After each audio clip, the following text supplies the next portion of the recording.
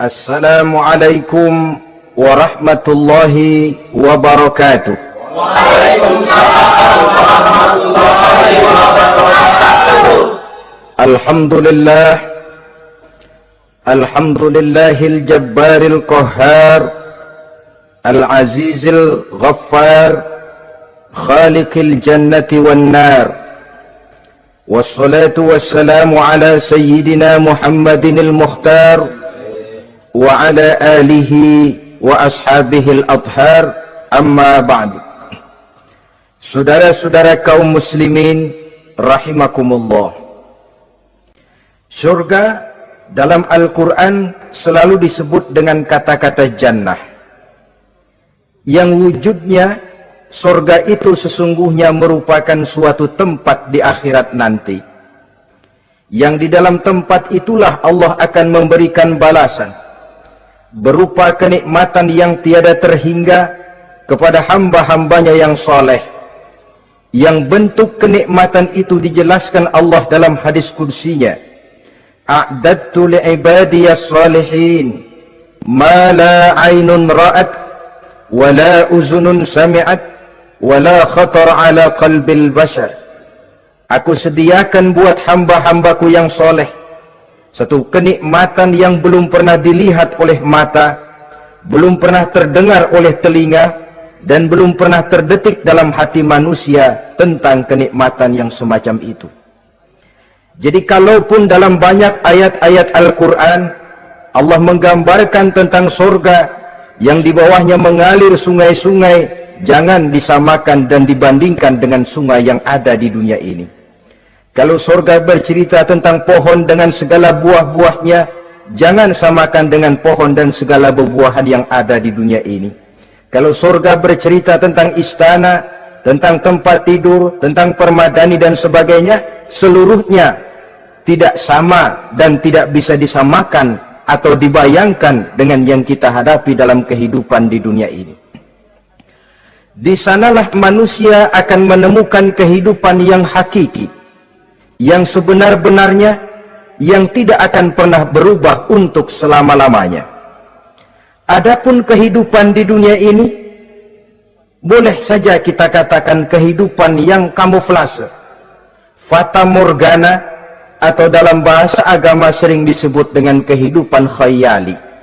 Ia berubah, ia bertukar, ia berganti oleh pergeseran masa dan pertukaran waktu. Kita jadi orang kaya di dunia, bagaimanapun kayanya kita, kekayaan itu tidak lain adalah kekayaan khayali namanya. Hari ini dia kaya, besok dia boleh jatuh bangkrut. Tengoklah orang-orang kaya di dunia ini, yang tidak cuma sekedar memperkaya diri untuk dirinya sendiri saja, tapi kadang-kadang sudah mempersiapkan untuk anak-anaknya, untuk cucu-cucunya, untuk iparnya, untuk besannya, pendeknya untuk seluruh keluarganya. Tidak cukup harta cuma untuk 1, 2, 3, bahkan sampai 7 keturunan. Tidak cukup dengan uang miliaran, malah triliunan. Tidak cukup dengan punya tanah yang luas, malah gunung dibeli, laut dibeli, langit pun kalau dijual mau dibeli. Sudah melampaui batas yang dinamakan kewajaran, dihinggapi penyakit rakus bin serakah alias tamak, lalu menghalalkan segala macam cara untuk mencapai harta, padahal itu tidak lebih dari bayangan khayali. Harta yang banyak itu mampukah menolak penyakit yang hendak datang? Harta yang banyak itu mampukah menahan tumbuhnya uban selembar di atas rambutnya? Harta yang banyak itu mampukah mencegah sebuah giginya yang hendak permisi? Dan pada akhirnya harta yang begitu banyak itu mampukah menolak kedatangan malaikat maut? Sama sekali ternyata tidak. Itulah kekayaan khayali namanya. Karena itu orang yang terbuka mata hatinya, dia tidak hanya mengejar kekayaan khayali ini, dia mengejar kekayaan hakiki yang terpendam di dalam kepribadian berupa al-akhlaqul karimah, akhlak dan budi pekerti yang terpuji yang menghiasi jiwa dan kehidupannya. Ada sifat sabarnya, ada sifat syukurnya, ada sifat qanaahnya, dan segala macam akhlak yang terpuji. Itulah kekayaan jiwa yang tidak bisa dinilai dengan materi. Kita punya pangkat, jabatan, kedudukan tinggi, pangkat apapun di dunia ini sesungguhnya tidak lebih dari pangkat khayali. Buktinya bahwa dia pangkat khayali, pangkat di dunia ini selalu ada bekasnya. Saudara kenal ada bekas camat, ada? Ada bekas lurah, ada bekas gubernur, ada bekas menteri, ada bekas presiden. Hari ini dia lurah, besok bekas lurah. Hari ini dia camat, besok bekas camat. Hari ini dia menteri, besok bekas menteri. Pangkat khayali. Maka Quran menganjurkan jangan pangkat khayali yang kita kejar mati-matian. Sampai menggunakan sistem jilat atas, injak bawah, sikut kiri kanan, yang penting dapat kedudukan. Padahal itu tidak lebih daripada pangkat khayali. Quran menganjurkan carilah pangkat hakiki. Kedudukan di sisi Allah, maqam di sisi Allah, itulah pangkat yang sebenarnya. Apa jalan ke arah sana? Quran memberikan petunjuk. Wa minal laili fatahajjad bihi nafilatan lak asa an yab'asaka rabbuka maqaman mahmuda. Di keheningan malam, dikala orang tidur nyenyak, bangunlah engkau tahajud kepada Allah Tuhanmu. Pasti kalau itu kau laksanakan, Allah akan menempatkan engkau di satu tempat yang terpuji, mendapat pangkat yang hakiki dan bukan sekedar pangkat khayali. Kita berusia muda, muda kita ini pun muda khayali. Berapa lama kita muda? Hari berubah jadi minggu, minggu bertukar menjadi bulan, bulan pergi datanglah tahun. Pergeseran masa dan pertukaran waktu membuat kita jadi berubah. Kulit yang tadinya kencang jadi lentur dan keriput. Segalanya berubah. Oleh karenanya, pada kehidupan di surga nanti, orang akan menemukan kehidupan yang hakiki, yang tidak akan pernah berubah untuk selama-lamanya. Nah, kita akan mulai dengan menjelaskan bagaimana sebenarnya keadaan surga itu. Pertama, luasnya. Berapa sih luasnya surga? Dengan logika, sekarang ini dunia dihadapi dengan kekhawatiran terhadap peledakan penduduk yang nyaris tidak terkendali. 5 miliar lebih jumlah manusia yang nongkrong di permukaan bumi. Tapi sesungguhnya planet bumi yang kita tinggali ini cuma satu planet kecil dari 9 buah planet yang berada dalam sistem tata surya matahari yang lazimnya kita namakan galaksi. Selain tata surya matahari yang namanya galaksi itu, masih terdapat lagi galaksi-galaksi lain yang dengan sendirinya juga dikitari oleh planet-planet lain. Dan bumi kita yang kita tinggali ini, yang dihuni oleh tidak kurang 5 miliar manusia, hakikatnya cuma setitik debu di tengah angkasa alam yang luas ini. Oleh karenanya, di dalam surah Ali Imran ayat 173, ayat 133, Allah Subhanahu wa taala menjelaskan, "Wasari'u ila maghfiratin min rabbikum wa jannatin 'arduha as-samawati wal ardu u'iddat lil muttaqin." Bersegeralah kamu menuju ampunan Allah dan surga yang luasnya seluas langit dan bumi. Seluas langit dan bumi. Sedangkan langit oleh mata telanjang ini kan tidak pernah kelihatan. Yang nampak oleh kita biru di atas itu cuma batas titik pandangan manusia yang terjauh. Dan konon itu adalah refleksi sinar matahari yang menyentuh air laut, melahirkan warna biru. Sedangkan hakikat langit itu sendiri sampai hari ini belum terjangkau oleh kemajuan ilmu pengetahuan. Sejauh-jauhnya manusia pergi baru ke bulan. Mungkin dalam beberapa tahun mendatang dia akan pergi ke planet-planet Mars dan planet-planet lainnya. Tapi itu masih terbatas dalam sistem tata surya matahari atau galaksi kita ini. Belum lagi sampai kepada langit yang pertama. Surga yang disediakan untuk orang-orang saleh ini luasnya seluas 7 lapis langit dan bumi. Jadi saudara tidak usah berpikir khawatir di surga nanti kehabisan kapling. Di dunia ini saja masalah tempat tinggal sekarang ini jadi masalah pelik, karena memang peledakan penduduk seiring dengan perkembangan tentang lapangan kerja yang harus disiapkan, sekolah yang mesti disediakan, sarana pendidikan yang harus disiapkan, rumah sakit untuk menjaga kesehatan, dan kompleks betul masalahnya. Tetapi di surga nanti arduhas samawati wal ard, luasnya seluas 7 lapis langit dan bumi.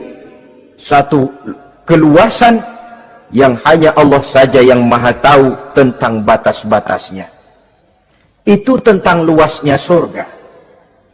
Lalu bagaimana keadaan di surga? Apakah ada bangunan-bangunan, taman-taman, kebun-kebun? Tentu ada.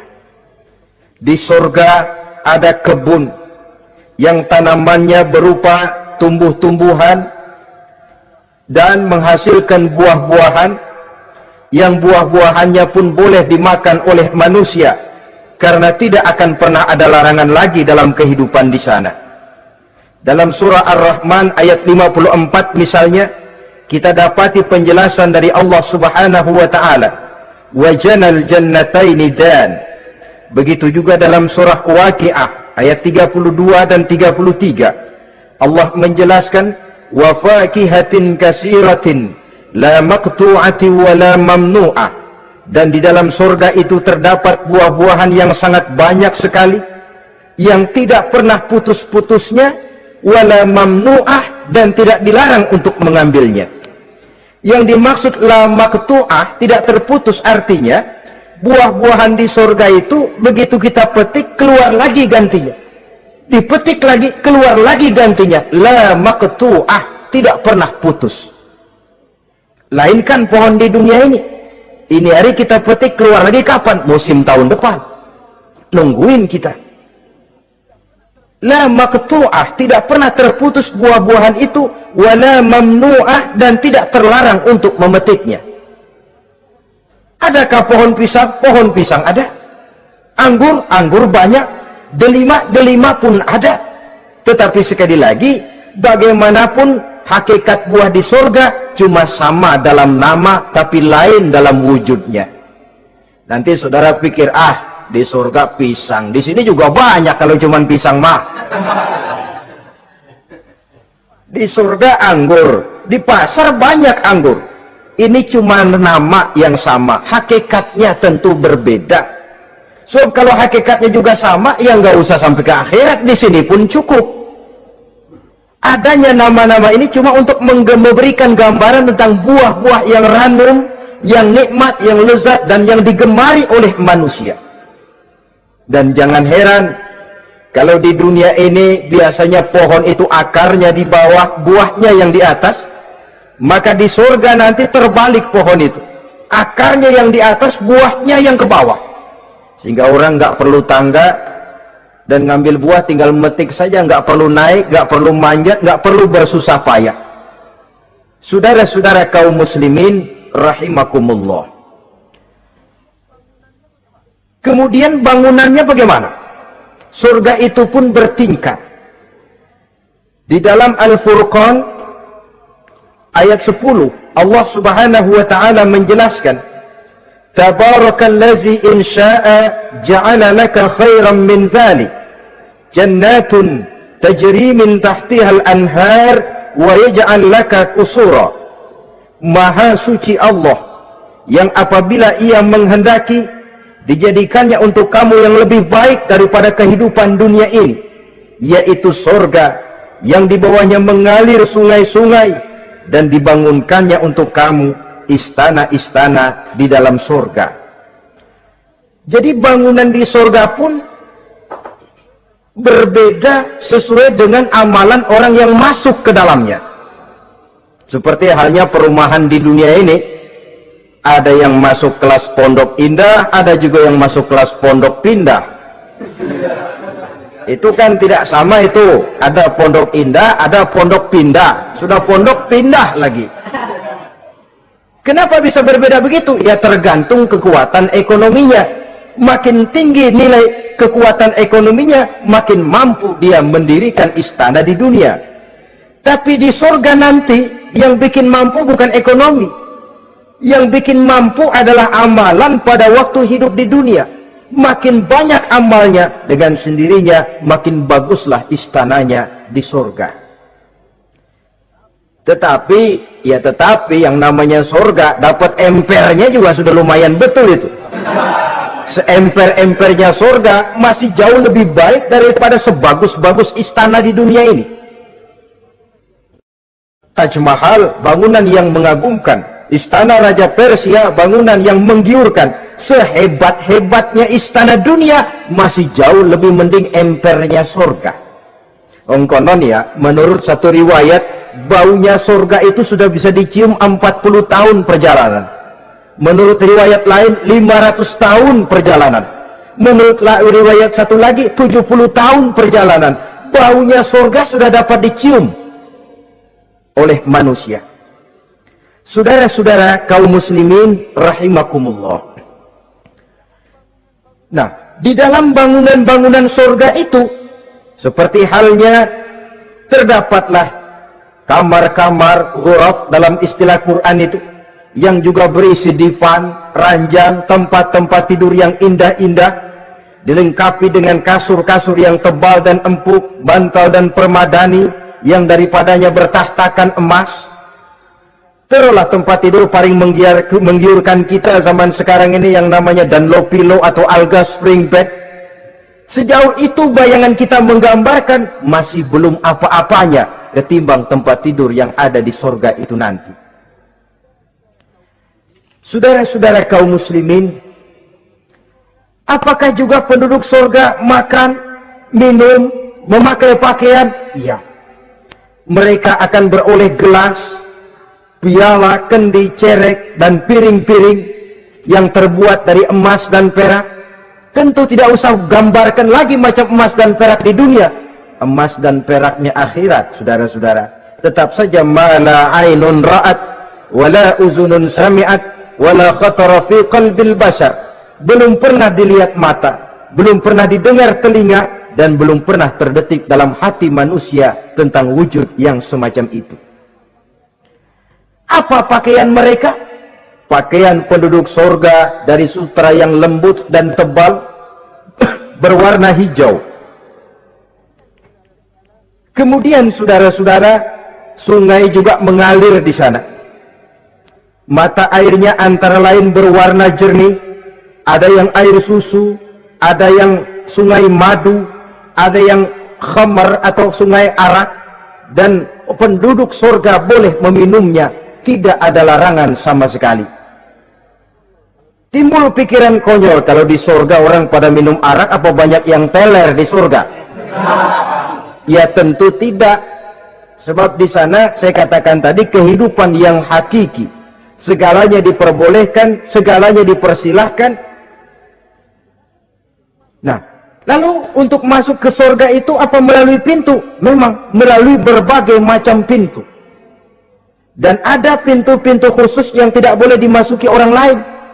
Sayyidina Abu Bakar Siddiq radhiyallahu an pernah bertanya tentang hal itu kepada baginda Nabi. Ya Rasul, apakah di surga ada pintu-pintu khusus? Ada, Abu Bakar. Ada di dalam surga itu pintu yang namanya Rayyan. Tidak boleh masuk ke pintu itu melainkan orang-orang yang puasa. Orang-orang yang rajin puasa, mereka akan masuk ke surga melalui satu pintu yang dinamakan Babur Rayyan atau pintu Rayyan. Ada pintu jihad, yang masuk lewat itu hanya mereka orang-orang yang waktu di dunia sepanjang hidupnya berisi jihad, menegakkan dan meninggikan kalimat Allah. Ada Babur Sedekah, pintu yang hanya boleh diliwati oleh orang-orang yang rajin bersedekah, ringan tangan dalam memberikan bantuan kepada orang-orang yang memang memerlukannya. Dan setiap orang melalui pintu yang sesuai dengan amalannya masing-masing. Ketika itu Abu Bakar bertanya, ya Rasul, Apa ada orang yang dipanggil dari tiap pintu? Tiap pintu manggil dia. Kata Nabi, ada Abu Bakar, dan saya doakan kau masuk salah satu di antara orang yang dipanggil dari tiap pintu. Ini orang multi komplek ini. Puasa, dia ahli puasa.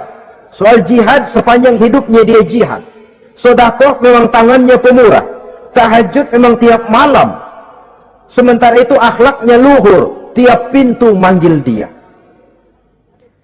Dalam hadis ada juga perempuan yang bernasib baik. Dijelaskan oleh Nabi, iza sallatil mar'atu khamsaha wa shamat sahraha wa hafizat farjaha wa ata'at zawjaha qila laha udkhuli min ayyi abwabil jannati syi'ti. Apabila seorang perempuan dia kerjakan solat yang 5 waktu, dia puasa di bulan Ramadan, dia jaga kehormatan dirinya, kemudian dia taat kepada suaminya, di akhirat nanti dikatakan kepada perempuan tadi, wahai perempuan, udkhuli min ayyi abwabil jannati syi'ti, masuklah kamu ke dalam surga dari pintu mana saja yang kamu mau. Disuruh pilih, saudara-saudara. Nah, kalau kita waktu di dunia ini tidak ada keistimewaan amal, bingung mau masuk pintu mana. Ramadan puasanya kayak gendang. Depan doang sama belakang, penutupan sama pembukaan, peserta kehormatan.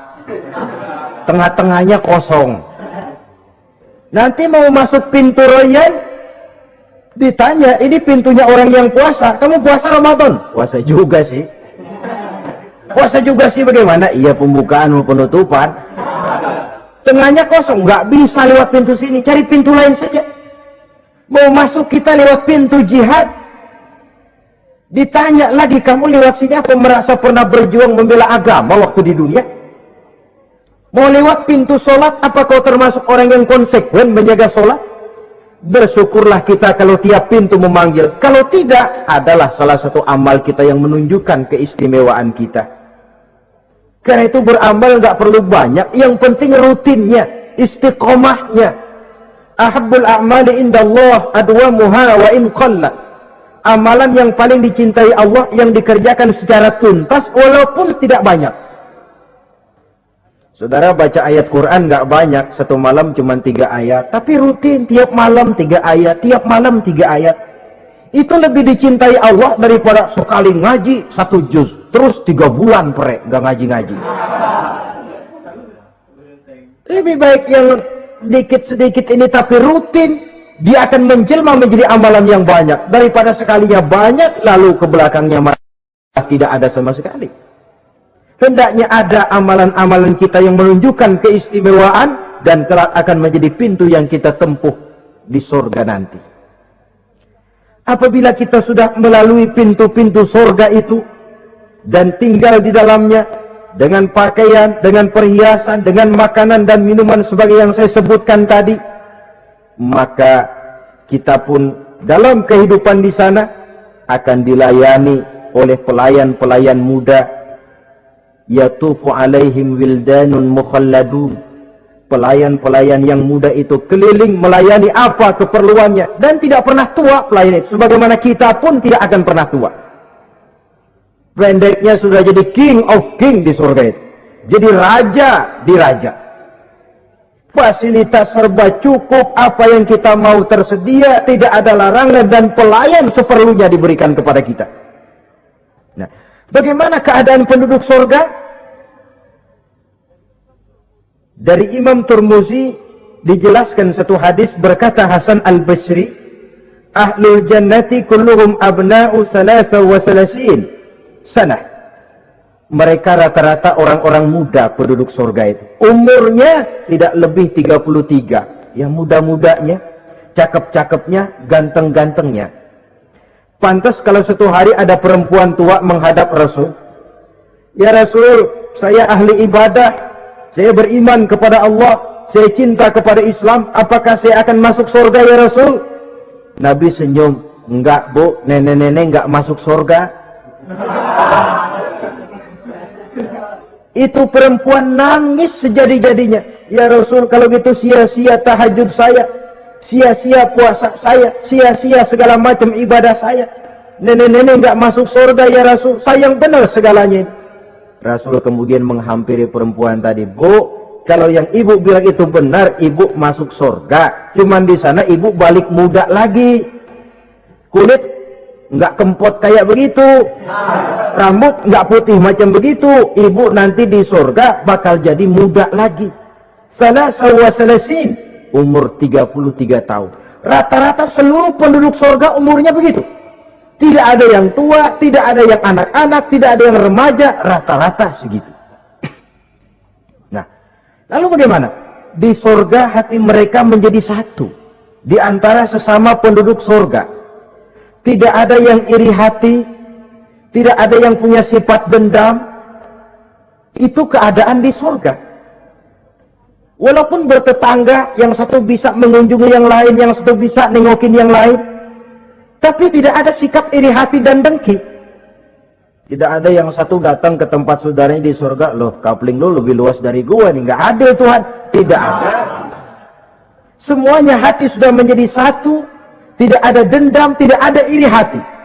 Kan jauh bedanya dengan kehidupan di dunia ini toh. Kadang-kadang di dunia ini begitulah romantikanya. Kita melarat, disuraki orang, kita sedikit kaya, diselidiki orang, ada saja yang iri, ada saja yang hasut, dan selalu mencari cara untuk menjatuhkan kita. Di surga hal semacam itu tidak akan kita temui. Orang tidak punya sifat iri hati dan dendam. Lalu bagaimana lagi keadaan penduduk surga itu? Mereka selalu merasa senang dan bahagia. Tiap hari, tiap saat yang dirasakan cuma itu saja. Tidak diselingi seperti kehidupan di dunia ini, di mana senang berseling dengan susah, bahagia berganti dengan derita, ada senyum bahagia, ada tangis menahan derita. Itu romantika kehidupan di dunia. Di akhirat itu tidak akan pernah ditemui dalam surga nanti. Orang selalu merasa senang, karenanya di sana tidak ada keluh kesah, tidak ada orang yang murung, tidak ada orang yang narik napas panjang sambil menghitung bintang di langit. Selalu merasa senang dan selalu merasa bahagia. Lalu bagaimana kondisi fisik mereka? Di surga tidak ada orang yang cacat, baik ia cacat rohani ataupun cacat jasmani. Seperti yang kita temui di dunia ini, ada saja cacatnya. Kadang-kadang jasmani sehat, rohaninya sakit. Kadang-kadang rohaninya bagus, jasmaninya cacat. Di surga orang sempurna, komplit, cukup. Tidak ada yang cacat rohani ataupun yang cacat jasmani. Kalau dalam kehidupan di dunia ini mereka cacat, bagaimana? Mereka akan utuh dan sempurna apabila masuk ke dalam surga. Dan di surga, sungguh pun mereka makan, sungguh pun mereka minum, mereka tidak akan pernah buang air, baik air besar maupun air kecil. Sebab kalau makan dan minum di surga harus buang air, tentu malaikat harus menyediakan WC. Dan kalau surga sudah ada WC, tentu tinja yang repot. Saudara-saudara kaum muslimin, tidak buang air, juga tidak buang angin. Dan tidak sakit, tidak terkena penyakit. Penyakit apapun namanya, sudah di surga itu daerah bebas penyakit. Jadi barangkali kalau keluar ke halaman surga nggak pakai baju, masuk angin, tidak. Di sana repot nyari duit kerokan. Segalanya sempurna, segalanya cukup. Lalu bagaimana kalau tiap saat mereka makan, tiap saat mereka minum, tapi tidak buang air? Konon keringat yang keluar dari mereka, tubuh mereka, dan keringat yang keluar itu mengandung bau kasturi yang amat sangat harum baunya. Saudara-saudara, kemudian penduduk surga itu oleh Allah diberikan teman hidup yang namanya bidadari. makhluk Allah yang teramat sangat cantiknya, yang tidak bisa kita bayangkan macam apa cantiknya. Barangkali kalau kita menonton film, kita kagum dengan bintang-bintang film kenamaan yang cantiknya selangit. Itu mah belum ada seujung kukunya dari para bidadari. Mereka dalam Quran disebut azwajun mutahharah, istri yang disucikan. Apa pengertian suci di sini? Belum pernah tersentuh sebelumnya, baik oleh manusia, baik oleh jin, baik oleh malaikat sekalipun. Jadi memang orisinil, build up dari sononya belum kepake. Khusus untuk manusia yang masuk surga. Belum pernah kepegang sama manusia. Jangankan manusia, jin dan malaikat saja belum pernah megang. Lain kan di dunia sekarang ini, kita mau cari barang orisinil sudah repot. Ya mujurlah kalau saudara menemukan seorang gadis yang orisinil paten, masih build up, barangkali mujur. Tapi umumnya terutama di kota-kota besar, ya sudah, kita dapat second hand juga masih lumayan. Kalau tidak rongsok-rongsok bener mah, ini kadang-kadang sudahlah second hand, kondisinya juga 30%, udah mesti nyerpis melulu kita ini. Saudara-saudara, azwajun mutahharah belum pernah tersentuh oleh siapapun. Lalu makna tohara ini, mereka selalu suci, tidak pernah baik menstruasi atau mencret. Tidak pernah. Dan kalau perempuan kita, istri-istri kita di dunia ini kan 1 minggu dalam sebulan terkena dapat fasilitas dia untuk tidak sholat, untuk tidak ibadah, masa haid itu. Perempuan di surga yang namanya bidadari tidak akan pernah mengalami haid. Lalu apalagi keistimewaannya? Selalu perawan. Tidak pernah janda. Walaupun tiap hari dipakai, habis dipakai perawan lagi. Saudara-saudara yang saya hormati, itu diperuntukkan untuk penduduk-penduduk surga. Nah itu laki-laki itu. Iya, kalau perempuan bagaimana? Satu riwayat menjelaskan mereka akan menjadi ratu di surga dengan segala kenikmatan yang juga tidak pernah mereka bayangkan sebelumnya. Riwayat lain menjelaskan bahwa mereka juga akan berkumpul dengan suami, istri, dan anak-anaknya jikalau mereka memang orang-orang soleh. Ada juga riwayat lemah menjelaskan bahwa mereka akan mendapat bidadara istilahnya. Saudara-saudara kaum muslimin rahimakumullah. Pendeknya, surga dan seluruh kenikmatan yang ada di dalamnya tidak pernah mata melihat, belum pernah telinga mendengar, belum pernah terbetik dalam hati manusia. Oh, di surga begini kali ya. Berbeda dengan itu.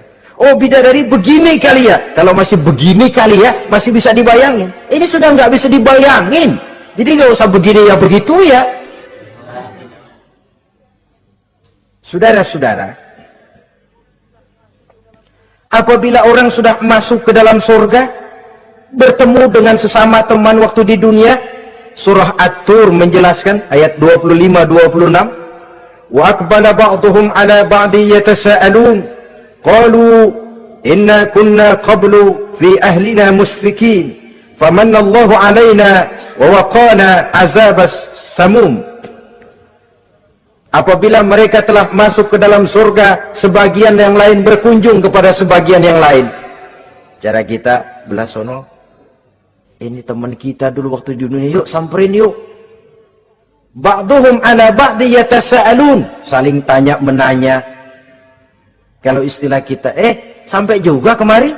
Iya. Oh, saya waktu di dunia dulu sebenarnya sudah khawatir, takut mendapat azabnya Allah.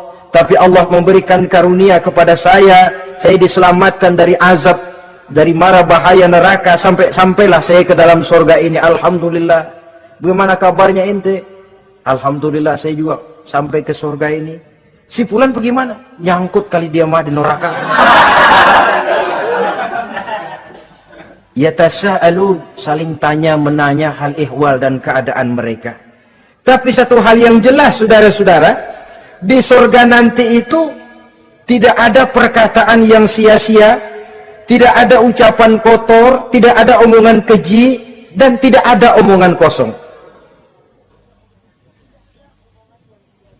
Tidak ada omongan yang sia-sia, ucapan-ucapan yang kotor, mencaci maki, itu tidak ada. Karena sifat marah pun tidak ada dalam surga. Kalau di sini kadang-kadang sedikit marah sudah semrawut, kata-kata kita sudah out of control. Di sana tidak ada kata-kata kosong yang tidak ada manfaat dan tidak ada gunanya. Saudara-saudara kaum muslimin rahimakumullah. Kemudian yang terakhir, kita akan membicarakan apa saja nama-nama surga itu dan siapa calon orang-orang yang masuk ke dalamnya. Pertama, yang dinamakan Jannatul Firdaus atau surga Firdaus. Surga Firdaus ini oleh Allah Subhanahu wa taala disediakan untuk orang yang dijelaskan dalam surah Al-Mu'minun ayat 1 sampai dengan 11. Qad aflahal mu'minun, beruntunglah orang-orang yang beriman. Jadi kalau saudara ingin dapat kapling di tempat yang namanya Firdaus, itu boleh pesan mulai sekarang. Nafas masih ada, Allah masih memberikan kesempatan untuk hidup, pesan tempat dari sekarang. Apa harga karcisnya? Pertama, qad aflahal mu'minun, harus beriman. Ini syarat mutlak. Tidak beriman, nggak usah minta karcis. Minggir. Ini karcis pertama harus untuk orang yang beriman. Setelah itu yang kedua apa? Allazina hum fi salatihim khashi'un. Mereka yang khusyuk di dalam solatnya. Jadi untuk mendapat tiket ke surga Firdaus itu, setelah beriman, khusyuk di dalam sholat. Artinya khusyuk, tarkul ghair li ajlil amal. Meninggalkan yang lain dan hanya memfokuskan diri kepada satu pekerjaan yang sedang dihadapi. Kalau kita makan sambil ngobrol, itu namanya makannya nggak khusyuk. Sebab ada sambil ngobrolnya. Nah, sholat yang khusyuk, sholat yang di dalamnya tidak berisi yang lain kecuali sholat itu. Meninggalkan yang lain dan hanya memfokuskan diri saja untuk melaksanakan suatu amalan. Dan sholat khusyuk itu berat. Kadang-kadang waktu mau sholat kita nggak ingat apa-apa. Begitu sudah masuk takbir, yang kita lupa malah kita ingat. Itu kurang ajarnya iblis.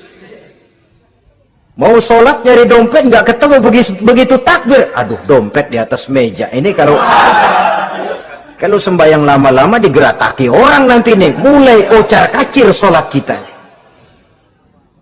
Makanya kata Imam Nawawi, sudah dinamakan khusyuk untuk tingkatan orang awam kalau pada waktu takbir dia ingat Allah. Segitu aja dulu dah tingkatan orang awam itu. Sebab yang namanya khusyuk itu hudurul qalbi wa sukunul jawarih. Hatinya ikut sholat, anggota badannya tenang tentram di waktu sholat, khusyuk. Kalau waktu sholat garuk sono, garuk sini, kaki ketekas, ketekus. Terus sudah anggota badannya nggak khusyuk. Atau anggota badannya tenang tentram, nggak gerak-gerak, cuma hatinya ngayab kemana-mana. Badannya di musola, hatinya di pasar. Itu juga nggak khusyuk. Dan itu berat. Karena itu ini syarat kedua untuk mendapat tiket ke Firdaus. Imam Ali saja pernah dites oleh Rasul. Ya Ali, saya ya Rasul, kalau kau bisa sembahyang khusyuk, aku boleh kasih kau serban. Kamu boleh pilih yang hijau apa yang putih nanti. Baik ya Rasul. Sembahyang beliau 2 rakaat. Selesai salam ditanya, yang mana sorbannya Li? Kata Imam Ali, yang hijau ya Rasul. Belum nengok udah yang hijau ya Rasul. Kata Nabi, kalau begitu ente nggak khusyuk. Kenapa? Mungkin tadi waktu sujud mikirin, ntar kalau gua ditawarin milih yang hijau aja dah. Belum nengok sudah menjawab. Saudara-saudara, yang ketiga, wallazina hum 'anil lagwi mu'ridun. Orang-orang yang menghindarkan diri dari ucapan dan perbuatan yang sia-sia, yang tidak ada gunanya. Ini tiket yang syarat yang ketiga untuk mendapat tiket ke Firdaus itu menghindarkan diri baik dari ucapan ataupun perbuatan yang sia-sia, yang tidak ada nilainya baik dalam pandangan manusia, lebih-lebih lagi dalam pandangan Allah. Yang keempat, wallazina hum lizzakati fa'ilun. Mereka yang aktif membayar zakat. Kemudian yang kelima, wallazina hum li furujihim hafizun illa ala azwajihim aw ma malakat aymanuhum fa innahum ghairu malumin. Orang-orang yang memelihara kehormatan dirinya kecuali kepada istrinya atau kepada budak sahayanya, pandai mengendalikan nafsu, tidak terperosok memperturutkan syahwatnya. Yang keenam, wallazina hum li amanatihim wa ahdihim ra'un. Orang yang pandai menjaga amanah dan pandai menepati janji. Saudara-saudara, kalau janji ditepati, sebab janji adalah hutang. Yang ketujuh, wallazina hum ala sholawatihim yuhafizun.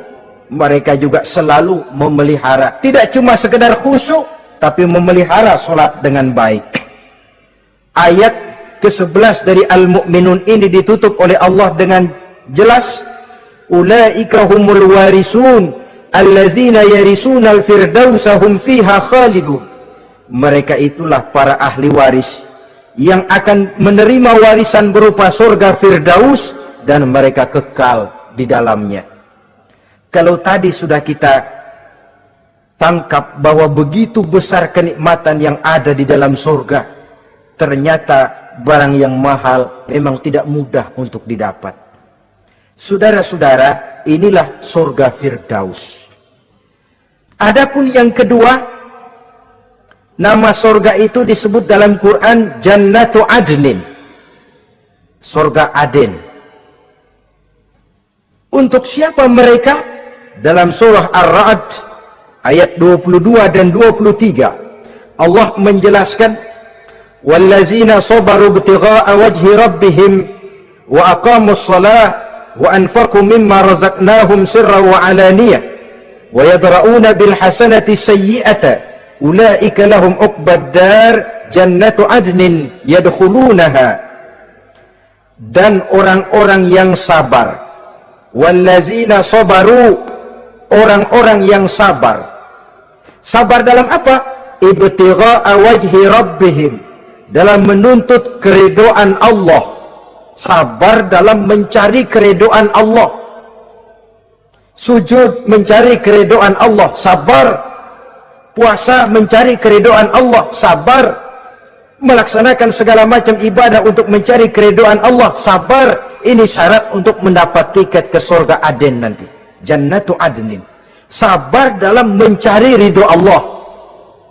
Apalagi di zaman sekarang katanya persaingan hidup makin tajam, lapangan kerja makin sulit, mental hipokrit makin merajalela, golongan munafik alias bunglon ada di mana-mana. Kalau nemplok di daun kuning warnanya kuning, hinggap di daun hijau dia jadi hijau, nempel di dahan coklat jadi coklat. Menjilat ke sana kemari, bukan untuk mendapat ridho Allah kadang, tapi untuk mendapat ridho atasannya, mendapat restu atasannya. Ini kan realita dalam kehidupan. Saudara-saudara, mencari muka. Padahal seorang muslim ibtigha'a wajhi rabbihim, sabar dalam mencari ridho Allah. Lalu wa aqamus shalah, mereka mendirikan salat. Di sini hanya pengertian umum, mendirikan salat. Kalau dalam Firdaus tadi ditegaskan tidak cuma sekedar mendirikan, tapi juga khusyuk dan memelihara. Ini mendirikan, saudara-saudara.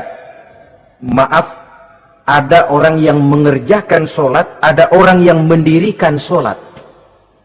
Apa bedanya itu? Kalau mengerjakan sholat cuma sekedar gugur kewajiban. Pokoknya gugur kewajiban beres. Kadang-kadang pulang sembahyang Jumatnya bersendal. Enggak sembahyang dia, sembahyang. Kok nyolong sendal pulangnya? Itu baru ngerjain sholat, belum mendirikan sholat. Kalau mendirikan sholat, selesai sholat, ajaran sholat diterjemahkan dalam kehidupan. Itu mendirikan namanya. Ada istimror, kontinuitas alias kesinambungan. Selesai sholat, akhlak sholat, ajaran sholat diterjemahkan di luar sholat. Itu makna aqamus sholat. Apalagi syarat yang ketiga untuk mendapat tiket ke surga Aden ini, wa anfaqu mimma razaqnahum sirran wa alaniyah. Menginfakkan, membelanjakan di jalan Allah rezeki yang diberikan kepada mereka, baik terang-terangan maupun sembunyi-sembunyi.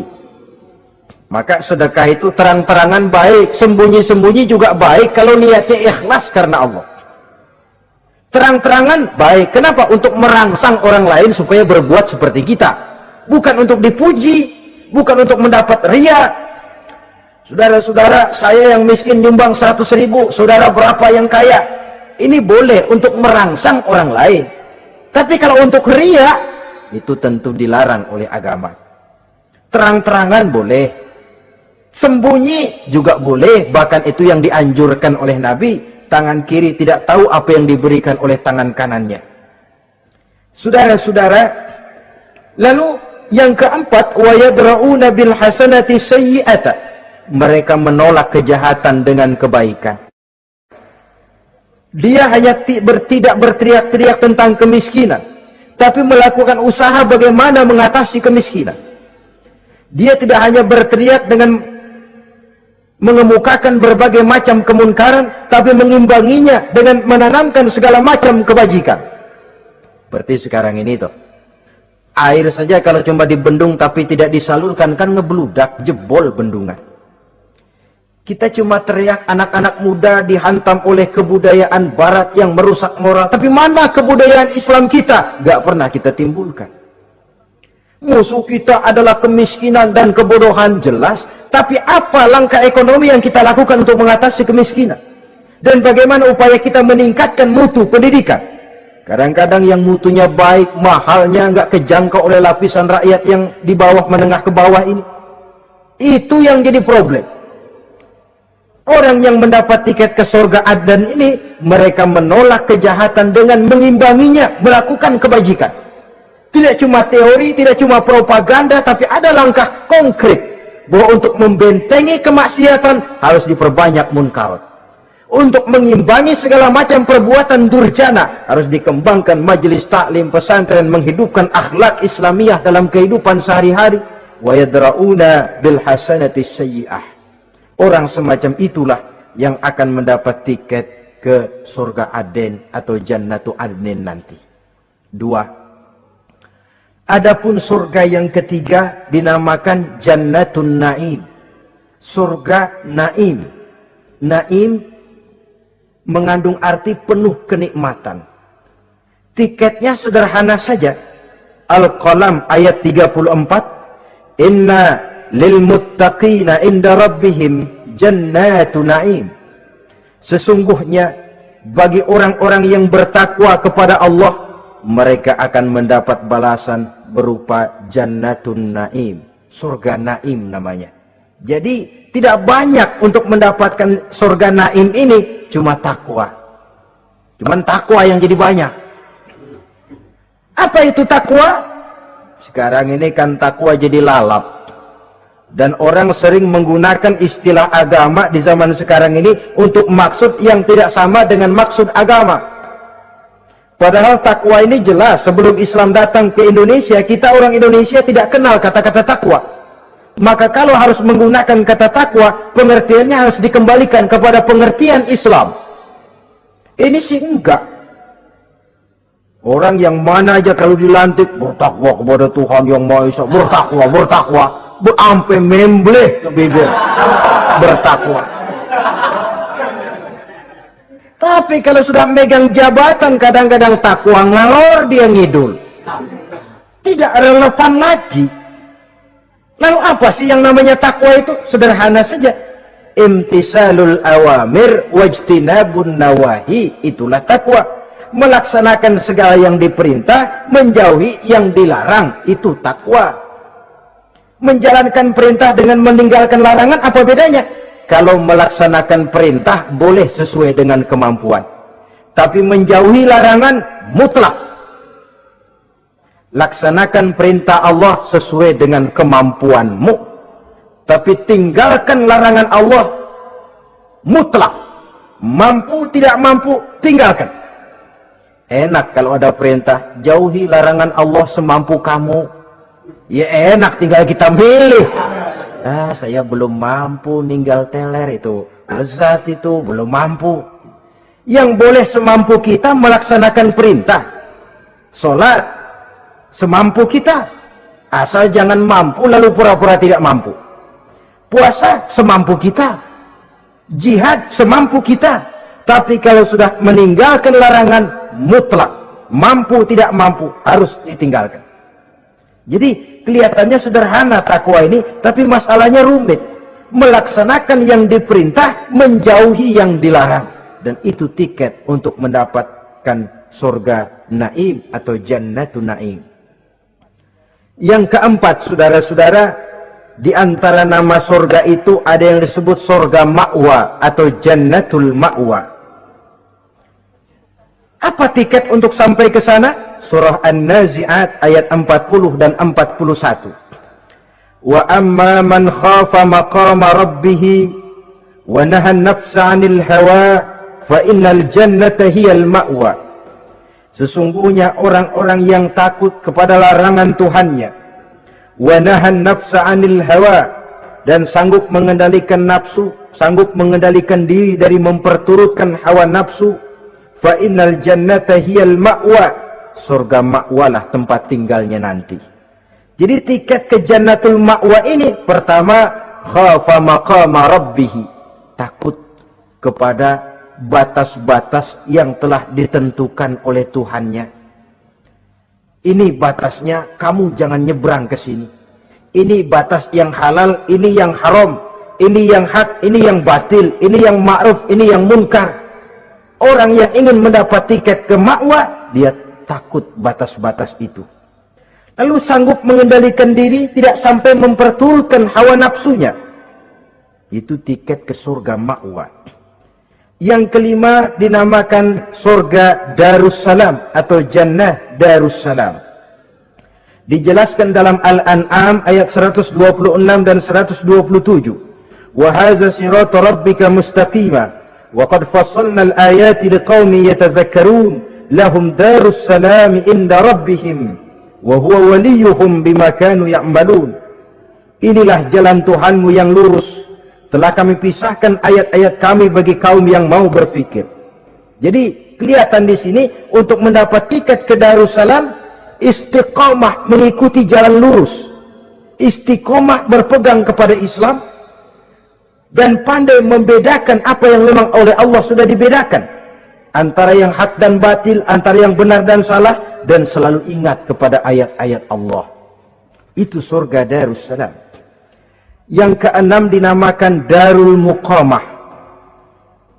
Siapa penghuninya? Surah Fatir ayat 34-35. Wa qalu alhamdulillahillazi azhaba 'anna al-hazan inna rabbana laghafurun syakur allazi ahallana darul muqamah min fadlihi la yamassuna fiha nasabun wa la yamassuna fiha lughub.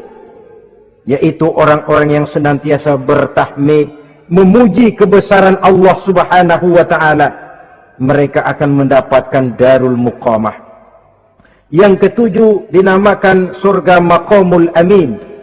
Ini pun disediakan untuk orang yang bertakwa, seperti dalam Ad-Dukhan ayat 51, innal muttaqina fi maqamin amin.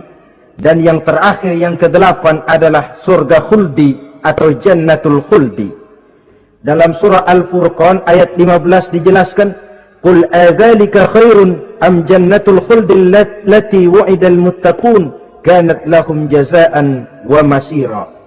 Saudara-saudara kaum muslimin rahimakumullah, oleh terbatasnya waktu, inilah sekelumit tentang surga dan calon-calon penghuninya. Mudah-mudahan dijadikan kita oleh Allah termasuk salah seorang di antara calon-calon yang kelak akan menjadi penghuni surga, mendapat kenikmatan yang kekal dan abadi di dalamnya. Amin ya rabbal alamin. Terima kasih atas segala perhatian. Mohon maaf atas